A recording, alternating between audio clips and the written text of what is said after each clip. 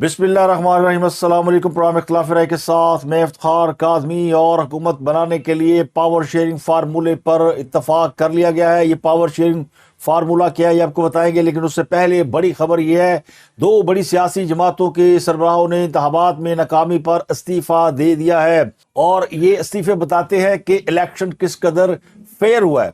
क्योंकि वो लोग जिनको तुक्को ये थी कि उन्हें इलेक्शन में किसी ना किसी तरह की सपोर्ट मिलेगी और जिनके ये दावे थे कि उनके बगैर कभी इलेक्शन हुए नहीं और कोई उनके बगैर कभी जीता नहीं, वो अपने घर जा रहे हैं। तो एस्टेब्लिशमेंट ने वो काम किया है जो उससे पहले पाकिस्तान की एस्टेब्लिशमेंट ने कभी नहीं किया था।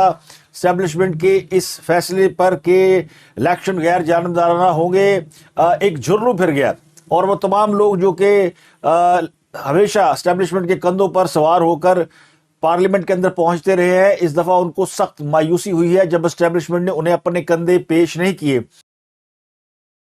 तो मैंने ये दावा किया था कि ये इलेक्शन यानी पोलिंग जो है वो बिल्कुल गैर जानिबदाराना हुई है, फेयर हुई है। किसका कितना वोट बैंक है उसका हतमी अंदाजा पाकिस्तान के अवाम को भी हो गया है और पाकिस्तान की अशराफिया को भी हो गया है, एलिट्स को भी हो गया है, फौजियों को भी हो गया है। तमाम लोगों को पता चल गया कि कौन कितने पानी में है। तो अब जिसको जिसके पानी का अंदाजा हो गया है वो उस पानी में जो बचा कुचा पानी है उसमें अपनी नाक डबो रहा है। तो सबसे पहले इस्तीफा आया है इस्तेकाम पाकिस्तान पार्टी के जहांगीर तरीन का।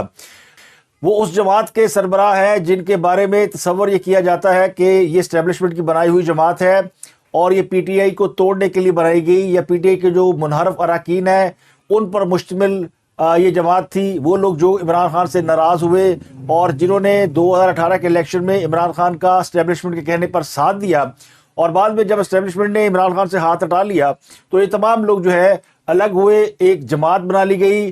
दो लोगों का दावा था कि उन्होंने पीटीआई को बनाया है और पीटीआई उनकी वजह से बनी है। पहले थे प्रोफेसर जहांगीर तरीन साहब, जिनका ये कहना है कि वो पीटीआई को कामयाब कराने वालों में शामिल हैं। अगर वो ना होते तो पीटीआई या इमरान खान कभी कामयाब ना होते। वजह ये थी कि उनका जहाज इस्तेमाल हुआ, वो जहाज में लोगों को भर भर के लाते थे और पीटीआई में उसको शामिल कराते थे। तो अब इस इलेक्शन में उनके साथ कोई वादे किए गए होंगे, दोबारा जमात बनाई गई होगी। तो ख्याल ये किया जा रहा था कि ये एस्टेब्लिशमेंट की जमात है और इस जमात के बहुत से लोग जीत कर इक़्तिदार का हिस्सा बनेंगे, लेकिन खेल उल्टा हो गया और जहांगीर तरीन अपनी 2 सीटों से हार गए। तो अब उन्होंने पार्टी की चेयरमैनशिप से इस्तीफा दे दिया। तो उनका वो दावा कि उनके बगैर पाकिस्तान की सियासत 2 कदम आगे नहीं चल सकती। लाहौर में अलीम खां को अगर पीएमएलएन की सपोर्ट हासिल ना होती तो वो भी बुरे तरीके से हारते। इस तरह ओन चौधरी का भी हाल है। तो इस्तेकाम पाकिस्तान पार्टी में शामिल लोगों को ये एहसास हो गया कि जो वोट बैंक है वो पार्टी का होता है, जो इलेक्टेबल है उनका सिर्फ उसमें एक मिन्यूट सा हिस्सा होता है, जो फर्क डालने के लिए काफ़ी होता है लेकिन जीतने के लिए हतमी नहीं होता। तो ये आज पाकिस्तान के इलेक्टेबल को इस बात का भी एहसास हो गया है इस इलेक्शन के अंदर कि वो कितने पानी में है। तो सबसे पहले जहांगीर तरीन साहब ने इस्तीफा दे दिया है और उन्होंने अपने इस्तीफे में ये लिखा है कि मैं उन तमाम लोगों का शुक्रिया अदा करना चाहता हूं जिन्होंने इस इंतखाब में मेरी हमायत की और अपने मुखालिफिन को भी कामयाबी पर मुबारकबाद पेश करना चाहता हूं। और मैं ना सिर्फ आईपीपी की चेयरमैनशिप के ओहदे से इस्तीफा दे रहा हूं बल्कि सियासत से मुकम्मल तौर पर किनारा कशी कर रहा हूं। तो एक बड़ी सियासी जमात जो कि बड़ी होने से पहले ही इन्ना लिल्लाह व इन्ना इलैहि राजिऊन हो गई है। इस्तेकाम पाकिस्तान पार्टी जिसका वजूद, जिसकी हैसियत और जिसकी तमाम हैत जहांगीर तरीन की वजह से थी और जहांगीर तरीन उस पार्टी के कायदे मोहतरम और जहांगीर तरीन उस पार्टी के इमरान खान, जहांगीर तरीन उस पार्टी के नवाज शरीफ बनने की कोशिश में नाकाम हो गए हैं। तो अब पार्टी को उन्होंने बेयारो मददगार छोड़ दिया है। तो इतनी बड़ी पार्टी जिसने 2 सीटें जीती वो भी किसी और सियासी जमात की मदद से, अब उसके लिए सियासी वजूद बरकरार रखना इंतहाई मुश्किल है। तो इस बात में कोई शक नहीं है कि जहांगीर तरीन की जमात में जितने लोग शामिल थे उनकी अगली मंजिल वो होगी जिसके सर पर इक़्तिदार का हुमा बैठेगा। तो अब इसको अगर आसान लफ्ज़ों में बयान किया जाए तो एक ही जमात बची है और वो मुस्लिम लीग नून। तो मुस्लिम लीग नून का वॉल्यूम बड़ा हो जाएगा। अब वो इन लोगों को कितना ओन करते हैं, डिसओन करते हैं, बात की बात है। दूसरा बड़ा इस्तीफा आया जमात इस्लामी के अमीर सिराजुल हक साहब का। जमात इस्लामी को भी बड़ी उम्मीद थी कि इस मरतबा वो कुछ ना कुछ हिस्सा बकदर जुस्सा ले मरेगी اور کراچی کے اندر تو انہوں نے طوفان برپا کیا ہوا تھا، اس لیے کہ کراچی میں بلدیاتی الیکشن کے اندر جماعت اسلامی نے کامیابی حاصل کی، اور اتنی بڑی کامیابی حاصل کی کہ ایک موقع پر وہ کراچی کا میئر لانے کی دوڑ میں شامل ہو گئے۔ اب بھی ان کا کلیم یہ ہے کہ میئر ان کا ہونا چاہیے جو پاور شیئرنگ ہے اس کے حساب سے۔ اس کے علاوہ بھی ان کا خیال یہ تھا کہ جماعت اسلامی نے بڑا پازیٹیو رول پلے کیا ہے فلڈز میں، سماجی کاموں میں، لیکن چونکہ جماعت اسلامی بھی سولو پرواز کی شوقین تھی تو انہوں نے یہ لڑائی اکیلے لڑنے کا فیصلہ کیا، اور نتیجہ کیا نکلا اس الیکشن کے اندر کہ ان کی غلط فہمی بھی دور ہو گئی۔ پاکستان بھر کے عوام مذہبی اور سیاسی جماعتوں میں سے سیاسی جماعتوں کو زیادہ اہمیت دیتے ہیں اور مذہبی اور سیاسی جماعتوں کو زیادہ اہمیت نہیں دیتے، یعنی جو جماعت سیاست بھی کرے اور مذہب بھی کرے، تو یا تو آپ مذہبی ہو جائیں یا آپ سیاسی ہو جائیں۔ تو کچھ اس قسم کی جو پاکستان کے اندر پالیٹکس کے ڈائنامکس ہے اس میں جماعت اسلامی فٹ ان نہیں ہوتی، اور ایک طویل عرصے سے بہت کام کرنے کے باوجود، بہت کریڈیبل ہونے کے باوجود، اور کرپشن سے پاک ہونے کے باوجود، اور انتخابی میکینزم رکھنے کے باوجود جماعت اسلامی کبھی بھی پاور پالیٹکس کا حصہ نہیں بن سکی، تو اس بار بھی نہیں بنی۔ کوئی حیرانی کی بات تو نہیں تھی۔ حافظ نعیم الرحمان کو کراچی میں ایک سیٹ ملی، اور وہ سیٹ بھی انہوں نے آج پریس کانفرنس کر کے چھوڑ دی، اور انہوں نے کہا جی کہ میرا تو اتنا مینڈیٹ نہیں تھا، مجھے یہ دی جا رہی ہے بخشش میں، شاید مجھے خوش کرنے کے لیے، میرا جو مد مقابل امیدوار تھا وہ پی ٹی آئی کا وہ جیتا ہوا تھا، تو اس کو یہ سیٹ دے دیں، تو میں یہ اللہ واسطے جو سیٹ آپ مجھے دے رہی ہے اسٹیبلشمنٹ، میں نہیں لینا چاہتا۔ شاید اس سے اندازہ ہوتا ہے کہ اسٹیبلشمنٹ اور جماعت اسلامی کا کوئی کنیکشن ہے، اور جس میں جماعت اسلامی کو اسٹیبلشمنٹ نے اکوموڈیٹ کرنے کی خاطر کراچی میں ایک صوبائی اسمبلی کی سیٹ دے دی، لیکن اب وہ لینے کے لیے تیار نہیں ہے۔ تو اب اس سے اندازہ ہوتا ہے کہ وہ اسٹیبلشمنٹ سے خوش نہیں ہے، ناراض ہیں۔ اسی طرح جہانگیر ترین، وہ بھی اسٹیبلشمنٹ سے خوش نہیں ہے، ناراض ہیں، کیونکہ ان کو تو وعدے کیے گئے ہوں گے نا کہ آپ کی جماعت کے تمام لوگوں کو الیکشن میں کامیاب کیا جائے گا، تو وہ تو پنجاب میں پاور شیئرنگ کے ساتھ حکومت کرنے کا خواب دیکھ رہے تھے، منسٹروں کے نام فائنل ہو گئے تھے، اور فیڈرل گورنمنٹ میں بھی وہ منسٹروں کے نام فائنل کر کے بیٹھے تھے کس کو کون سی منسٹری ملے گی اور کون ہے جو چینی کی قیمت کا تعین کرے گا۔ لیکن یہاں پہ تو بالکل ہی گیم الٹ ہو گئی، اور اس کی وجہ میں نے آپ کو بتا دی ہے کہ بے شک پی ٹی آئی والے شور میں چاہتے رہے، دھاندلی ہو گئی۔ دھاندلی جو ہے وہ آر آفس یا آگے جو نتائج ہے اس میں گڑبڑ ہو سکتی ہے، لیکن پولنگ ڈے کے اوپر کوئی گڑبڑ نہیں ہے، سب مانتے ہیں۔ اب اس کے تو فیصلے ہونے ہیں۔ 27 قومی اور صوبائی اسمبلی کو نشستوں کے نتائج ابھی روکے گئے ہیں۔ میں آپ کو بتا دیتا ہوں کون کون سے، اور جو انہوں نے الیکشن ٹریبونل میں درخواستیں دی ہیں ان کا کیا بنا، ہائی کورٹ میں جو درخواستیں دی ان کا کیا بنا، اس کا بھی ذکر کرتے ہیں۔ لیکن جو دوسرا بڑا استعفیٰ آیا وہ سراج الحق صاحب کا آیا۔ اب اس کی دو وجوہات ہیں۔ سراج الحق صاحب نے اس لیے استعفیٰ نہیں دیا کہ وہ ان کی جماعت ناکام ہو گئی ہے۔ جماعت اسلامی کے نئے امیر کا آئندہ چند روز میں انتخاب ہے، اور اس کے لیے سراج الحق صاحب کو اپنی سیٹ چھوڑنا تھی، تو انہوں نے سیٹ چھوڑ دی ہے۔ تو لیکن اس موقع پر ان حالات میں جب ایک سیاسی غدر مچا ہوا ہے، دو سیاسی جماعتوں کے سربراہان کا استعفیٰ دینا، جماعت اسلامی اور استحکام پاکستان پارٹی، چاہے بڑی پارٹی چھوٹی پارٹی ہے، لیکن پاکستان کی سیاست میں ایک تھرتلی اس نے برپا کر دی ہے، ایک ہلچل مچ دی ہے کہ دو استعفے آ گئے۔ اور دیکھیں عمران خان نے کیا کام کر دیا ہے۔ ویسے تو عمران خان کی ایک اور کہانی گھوم رہی ہے کہ اس سے جیل میں جا کے جرنیل ملاقاتیں کر رہے ہیں۔ اب میں تردیدوں پہ بہت زیادہ بلیو نہیں کرتا، کیونکہ جب میں نے خبر دی نہیں تو مجھے تردید کرنے کی ضرورت نہیں۔ یہ جرنیلوں والی کہانی کچھ لوگ جو ہے وہ پی ٹی آئی کے لوگ بیان کر رہے ہیں۔ عمران خان جیل میں بادشاہ گر بن گیا کیونکہ اس نے کامیابی حاصل کی ہے۔ اب جو بیٹھے ہیں لوگ مقتدر حلقے، تو اب جو مقتدر حلقے ہیں، جو طاقتور حلقے ہیں، انہوں نے ٹرانسفر آف پاور کرنی ہے، تو عمران خان صاحب کو کیا ملے گا، ان کے ساتھ کیا طے پائے گا، اس کے معاملات چل رہے ہیں۔ یہ میری سٹوری نہیں ہے، بہت سے لوگوں کی سٹوری ہے جو دن رات صرف یہ سوچ رہے ہیں کہ عمران خان سے جو بڑے بڑے جرنیل جیلوں میں جا کر ان گھٹنے پکڑ رہے ہیں۔ کوئی جنرل ساری شمشاد مرزا صاحب کا نام لیتا ہے، کوئی کہتا ہے آصف غفور وہاں پہ گئے ہیں، کوئی کہتا ہے آرمی چیف پیغام بھیج رہے ہیں، کسی نے سی جی ایس کا بھی نام لیا ہے، ویس دستگیر صاحب کا۔ اسد طور نے تو باقاعدہ کہا کہ اس نے جا کے ملاقات کی اور آفر کی ہے عمران خان کو کہ آپ کو کے پی کے دے دیتے ہیں اور آپ جو وفاق میں آپ کا مینڈیٹ ہے اس کا احترام کیا جائے گا۔ لیکن عمران خان نہیں مانتا، عمران خان اکڑ گیا۔ یہ جو پہلو ہے دوسرے، عمران خان اکڑ گیا، اور عمران خان کہتا ہے نہیں میری جیتی ہوئی سیٹیں مجھے واپس کرو، اور اس کو جواب دیا گیا کہ جی وہ آپ عدالتوں سے لے لیں، لیکن آپ جو ہے ملک میں سیاسی استحکام آنے دیں۔ تو اس کی جو ہے آدھے سے زیادہ یوٹیوبر نے تردید کی ہے کہ یہ ملاقاتیں ہوئی نہیں۔ کوئی جرنیل جیل میں ملنے نہیں گیا، لیکن کچھ جو ہے بڑے وثوق سے پی ٹی آئی کے لوگوں کو خوش کرنے کے لیے، اب پتہ نہیں وہ حقیقت ہے یا نہیں، لیکن چونکہ دونوں طرف صحافی بیٹھے ہیں، ایک دعویٰ کہہ رہا ہے کہ ملنے گئے ہیں، دوسرے کہہ رہے ہیں کہ نہیں ملنے گئے. اب اس پہ یا تو فوج کی طرف سے کوئی کلیئرٹی آئے، اور میرا خیال ہے آئے گی نہیں، کیونکہ فوج ان معاملات میں بڑے عرصے سے خود کو بالکل ڈسٹنس کیے ہوئے ہیں. وہ کہتے ہیں کانسپریسی تھیوری ہے، لوگ ایسی باتیں کرتے رہتے ہیں، ہوائیاں اڑاتے رہتے تو اڑاتے رہے. تو اس بات نے کچھ یوٹیوبر کو اور زیادہ وہ کہتے ہیں نا اسٹرینتھ دی ہے کہ جھوٹ بولو دبا کے، کوڑا فوج نے تبدیل کرنی ہے. تو اب سار شمشاد مرزا گئے ہیں، وہ جو سی جی ایس ہیں وہ گئے ہیں، یا وہ آصف غفور صاحب گئے ہیں، یا جنرل فیض حمید گئے ہیں. کوئی چکوال گروپ کی کہانیاں سنا رہا ہے کہ دیکھیں جی فوجیوں کا چکوال گروپ ہے جو عمران خان کے ساتھ کھڑا ہے. کوئی جیلم گروپ کی کہانیاں سنا رہا ہے، اور پھر کوئی کہہ رہا ہے دیکھیں فوج کے اپنے جو علاقے ہیں، جو پٹوار کی پٹی ہے، یہاں پر جو ہے وہ یہ ظاہر کرنے کے لیے کہ فوج میں اب عمران خان کی پاپولرٹی نہیں رہی، رزلٹ تبدیل کیا گیا. تو یہ ساری جو ہے وہ کانسپریسی تھیوریز ہیں، ان میں جو صداقت ہے وہ ہوگی، لیکن اتنی نہیں ہے کہ جس کے اوپر بلیو کیا جائے. کسی جرنیل نے کسی کو ملنا ہو، تو کسی جرنیل نے اگر کسی لیڈر سے ملنا ہو تو اس کو جیل جانے کی کیا ضرورت ہے؟ بڑا آسان کام ہے، گاڑی میں بٹھائے لے آئے، ملاقاتیں ہوتی رہتی ہیں، پہلے بھی ہوئی ہیں.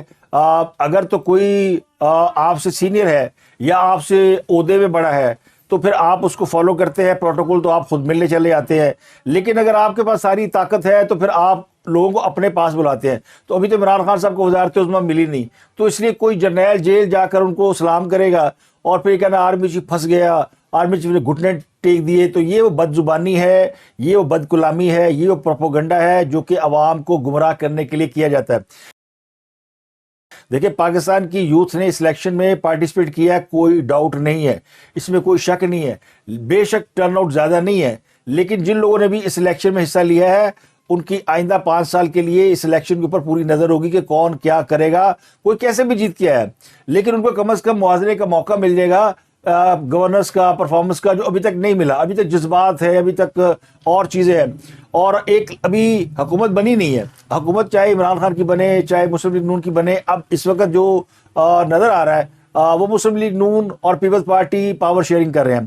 اور میں نے پچھلے پروگرام میں بتایا تھا کہ یہ کرنے کیا جا رہے ہیں کہ پاور شیئرنگ کا فارمولہ ہے جو بلوچستان میں کیا گیا تھا تو اسی طرح کیا گیا ہے. 2.5 سال کی بجائے 3 سال اور 2 سال کا فارمولہ ہے کہ جس جماعت کے زیادہ امیدوار جیتے ہیں، زیادہ سیٹیں ہیں، یعنی مسلم لیگ نون پہلے 3 سال وہ حکومت کرے گی، اگلے 3 سال بلاول بھٹو صاحب پرائم منسٹر ہو جائیں گے.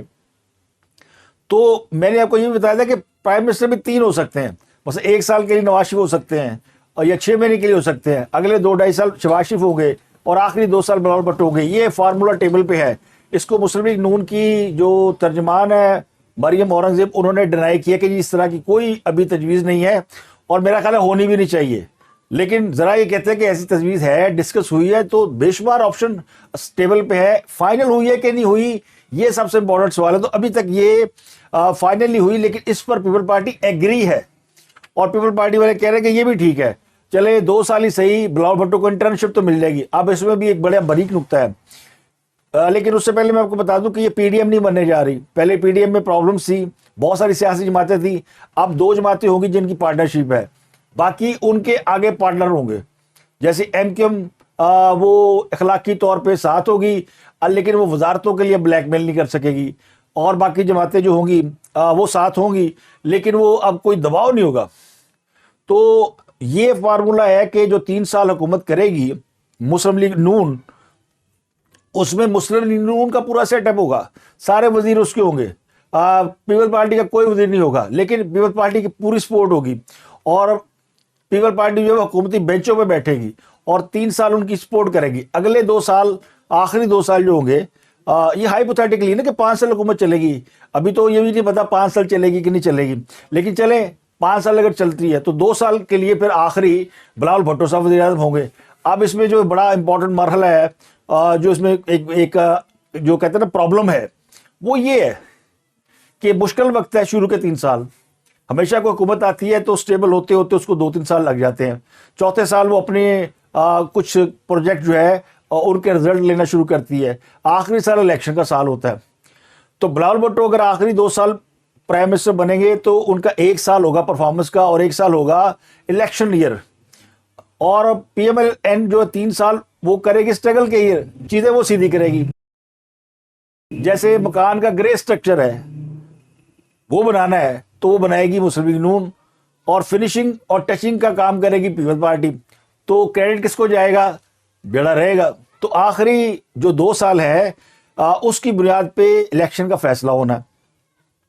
تو یہ مسلم لیگ نون کے لیے ایک یعنی امپورٹنٹ نقطہ ہے کہ وہ 3 سال اچھا کام کر کے جائیں, یعنی ساری محنت وہ کریں, اور جو مزے ہے یا جو کریڈٹ ہے وہ پیپلز پارٹی کو مل جائے کہ دیکھیں جی کتنا اچھا کام کیا. ہاں اگر مسلم لیگ نون 3 سال برا کام کر کے جائے اور پھر آخری 2 سال پیپلز پارٹی کو مل جائے اور وہی شور مچاتی پھرے کہ ہمیں تو ملی ہے ایسی حکومت, تو پھر دونوں ناکام ہو جائیں گے.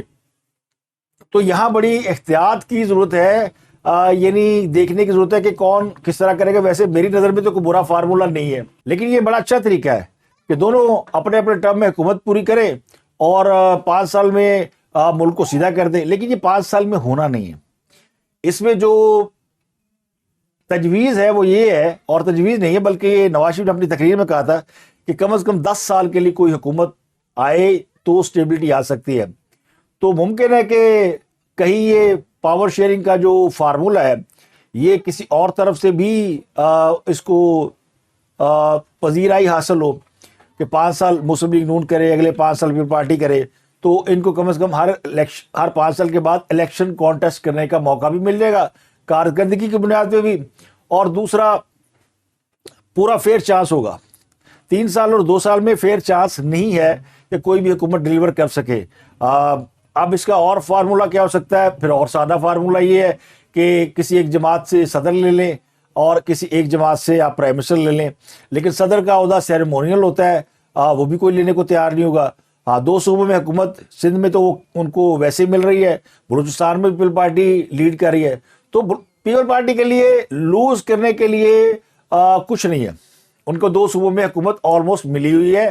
وہ جے یو ایف اے کے ساتھ مل کے بنا لیں, وہ پی ایم ایل این کے ساتھ بنا لیں, یا پی ایم ایل این جو ہے وہ جے یو ایف اے کے ساتھ مل کے وہاں پہ کوئی حکومت فارمیٹ کر لے. تو ابھی تھوڑا سا کلیئرٹی نہیں ہے, لیکن میرا خیال ہے کہ یہ جو کنسنسس کی حکومت ہے نا, یعنی نیشنل گورنمنٹ جو تھی پچھلی, یہ اس طرح کی حکومت بننے نہیں جا رہی. لیکن پھر بھی یہ 3-2 کا فارمولہ چل رہا ہے. اب اس پر بات ہونی ہے, مذاکرات ہونے ہیں. اس کے علاوہ خبر یہ ہے کہ پی ٹی اے کے جو موجودہ چیئرمین ہے, یا پتہ نہیں ہے کہ نہیں ہے, کیونکہ الیکشن جب ویلیڈیٹ نہیں ہوا تو وہ چیئرمین کیسے ہو گئے, بیرسٹر گوہر. لیکن چونکہ ایک اچھے آدمی, ہم انہیں چیئرمین تسلیم کر لیتے ہیں. وہ سابقہ چیئرمین سے تو کسی حد تک بہتر ہی ہے, کم از کم بات جو ہے بیچارہ نارمل طریقے سے کر لیتا ہے اور کوئی اگریسو ٹون بھی نہیں. لیکن کہیں کہیں وہ بھی جو ہے نا, وہ ان کے اندر بھی وہ جھلک دکھلائی دیتی ہے سابقہ چیئرمین والی.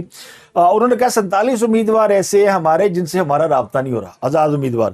ہم فون کر رہے ہیں, فون نہیں اٹھا رہے. خدشہ یہ ظاہر کر رہے ہیں کہ شاید ان کو بھی وفاداریاں تبدیل کرنے کے لیے کہا جا رہا ہے, یا مجبور کیا جا رہا ہے, یا کوئی اور کیس ہے. تو انتخابی نتائج مکمل ہو چکے ہیں, اب حکومت سازی کا مرحلہ ہے. تو اس مرحلے کے اوپر پی ایم ایل این اور پیپل پارٹی یہ دونوں حکومت بنا رہے ہیں.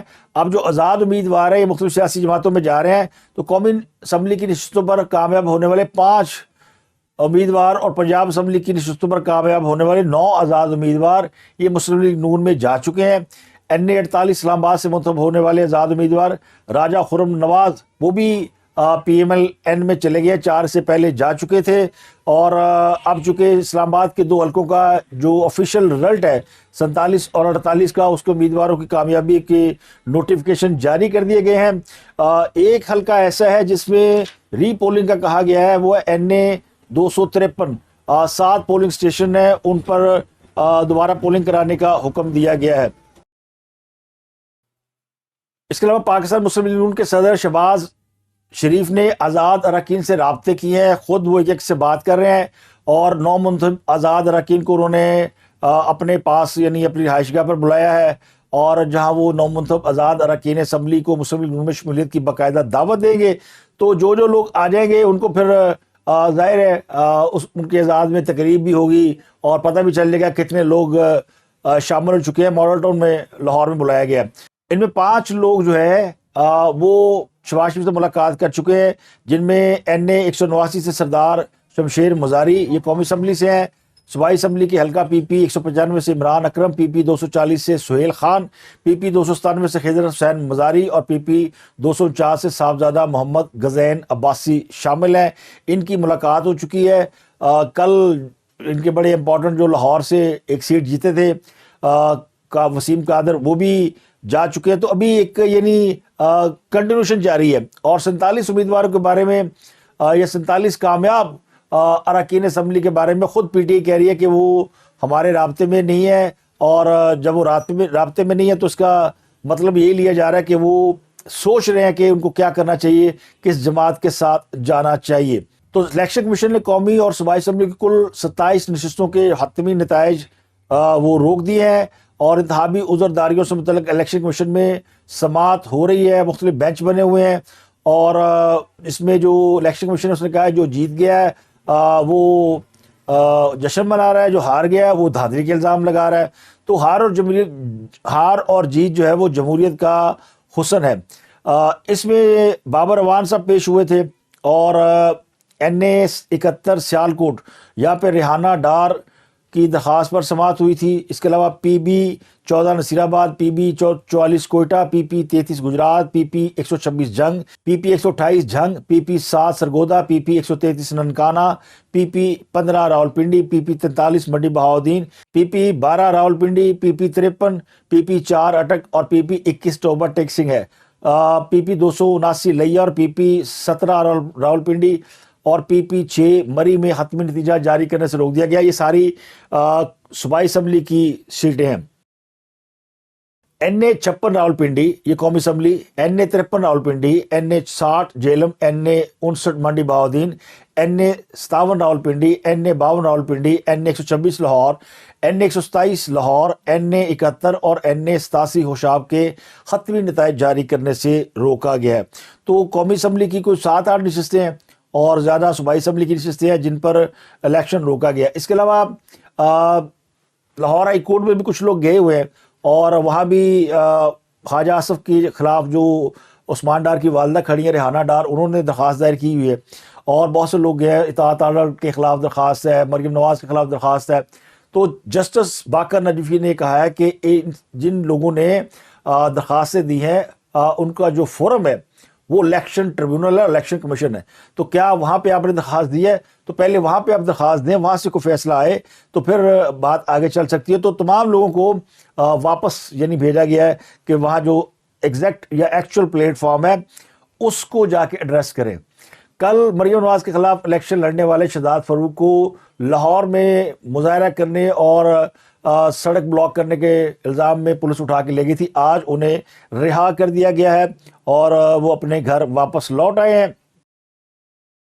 اب سوال یہ کہ کیا جہانگیر ترین کا استحکام پاکستان پارٹی کو ختم کرنا اور استعفیٰ دینا اسٹیبلشمنٹ کے لیے کوئی بڑا سرپرائز ہے، کوئی جھٹکا ہے؟ پرویز خٹک انہوں نے بھی یہ وجہ بتائی ہے کہ وہ بھی انتخابات میں ناکامی پر استعفیٰ دے رہے ہیں۔ کل ایک بڑی اہم پریس کانفرنس ایمل ولی خان نے کی تھی ANP کے سربراہ نے، اور انہوں نے بھی کہا تھا کہ ہم اسٹیبلشمنٹ کے ساتھ ایک قدم نہیں چل سکتے۔ تو لگتا یہ ہوا کہ اسٹیبلشمنٹ نے ہاتھ اٹھا لیے ہیں، اور اب جن لوگوں سے ہاتھ اٹھائے ہیں ان کا شکوہ تو بنتا ہے، اور ان کا میں نہ کھیلوں کا نعرہ لگانا تو بنتا ہے۔ یا تو ہمیں کھلانا ہے تو پھر مل کر کھلائیں، اور اگر نہیں تو پھر پائے نسی نہیں کھیڑ دے ساڈا ذمہ توش پوش۔ اسٹیبلشمنٹ کی مدد کے بغیر جو سیاسی جماعتیں یا سیاسی رہنما سروائیو نہیں کر سکیں گے یا نہیں کرنے کی صلاحیت رکھتے، وہ اب کھل کر سامنے آ رہے ہیں۔ اب تک کے لیے اتنا ہی، آپ سے ملاقات ہوگی اگلے ولاگ میں کچھ اور اہم خبروں کے ساتھ۔ اپنا گردوں کے لوگ بہت خیال رکھیے۔